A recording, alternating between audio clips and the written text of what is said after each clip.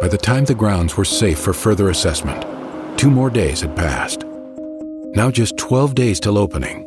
New damage and new challenges seemed to wait behind every door. The question on everyone's mind had to be answered.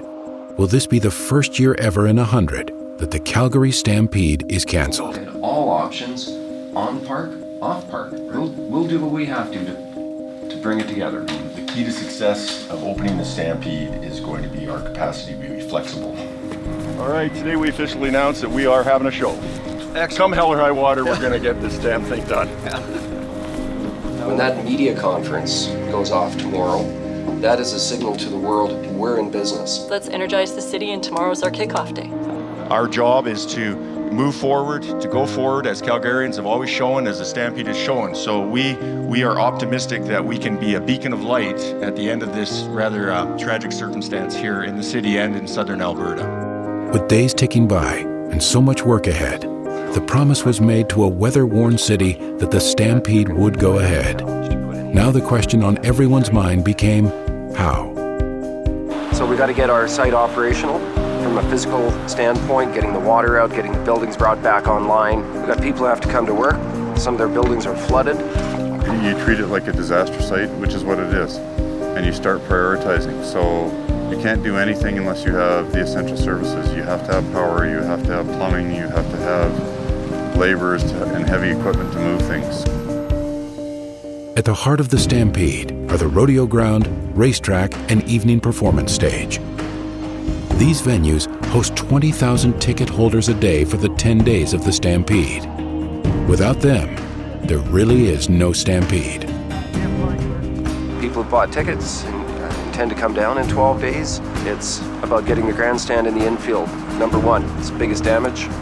That's where we're putting the muscle. This material is all contaminated now, so we'll peel it right down and put all new stuff back on. We cannot compromise any safety of animals, so this won't be a short-term fix. It'll be a fix for long-term. I went down and looked at the stage underground. Oh, they got that out now? Well, no. Okay. It's a foot off the ceiling. Okay. The stage has got 3 different pieces to it. It has a mobile portion at the back, has a permanent stage deck, and the third piece, which we just don't know about, is all the operational, mechanical, electrical staging areas below, and that's underwater. So that would be our staging area. And you would go down these steps. There'd be electrical rooms, production rooms. You can see on the wall, this would have been high water mark. This is kind of what we're facing. The concern is high, but the spirits are high. You know, there's folks have been employed at the Stampede longer than they've owned their own homes. So when they see the devastation here, it's very hard for them. They watch it and they're like, this is my house. It's like watching my house be flooded. With the park deemed safe enough for work to begin, armies of workers were now being mobilized. Day by day and hour by hour, activity on the recovery increased. All aspects of Stampede administration were moved. While some vital people remained on site, most workers were set up in hotels and temporary office space as nearby as possible. Getting on park remained a challenge as the city was still largely in lockdown. The grandstand's been pumped out. Electrical is expected to be back on the grandstand by 2200 tonight. For you non-military people, that's 10 o'clock p.m. The barns will not have power for at least 3 more days. Every day brought new challenges. With the ticketing center wiped out, a temporary system was put in place to manage sales. And it really is a massive chessboard that changes every hour, because the second you find out that the power is not available in this building, you then move to temporary generators, or you draw an X through the building and say, we'll come back to it if we get a chance, and we move on to the next one. 11, 10, possibly? We've lost track of time around here. Things are moving quick. What day is it? Is it Sunday? Holy smokes. Uniforms for thousands of staff and volunteers were destroyed. Rodeo trophies, submerged for days, were sent to Calgary's Glenbow Museum to be assessed and cleaned. The little things, once taken for granted, were becoming big challenges. Oh, people are going around the clock. People are going as hard as they can, as long as they can. People are pouring their passion into this project, I can tell you that. It's pretty inspiring. Folks deal with adversity in a way that is positive, and they're going to get through it, and they're going to continue on their lives despite the adversity. So I'm kind of thinking that that's what Calgary as a community is all about. We get stuff done.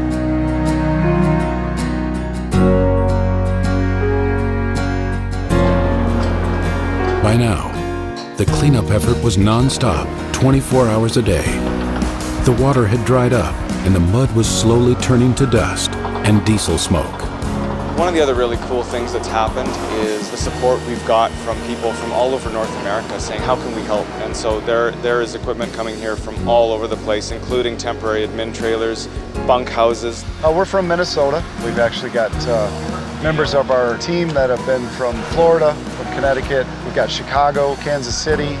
We've even got Seattle, Washington, as well as San Francisco, California.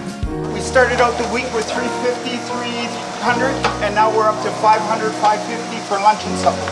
That's volunteers, park staff, everybody on park. Nobody goes home hungry on our shift.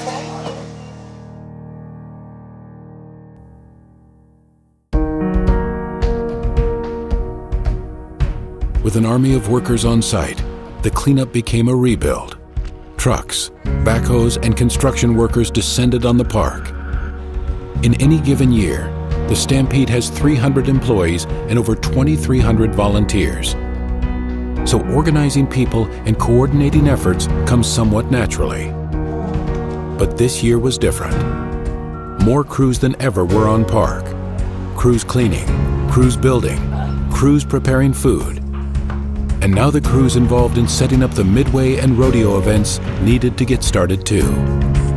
Stampede Park, all but abandoned a few days ago, now had the population of a small city, all working toward a common goal. The operations people have been absolute miracle workers over the last 36 hours in terms of what they've been able to achieve, the plans they've been able to put in place. It is truly heartening, and it's what's so great about Calgary. Now throw into the mix the animal athletes. Some 500 horses, bulls, and calves due to arrive during the most chaotic days of the rebuild. The Stampede of 2013 was a logistical challenge like no other. But with the arrival of the rodeo stock came a new sense of optimism. There's no way we weren't going to have a Stampede. We'd have done something. If we had to, we would have done it down on 8th Avenue.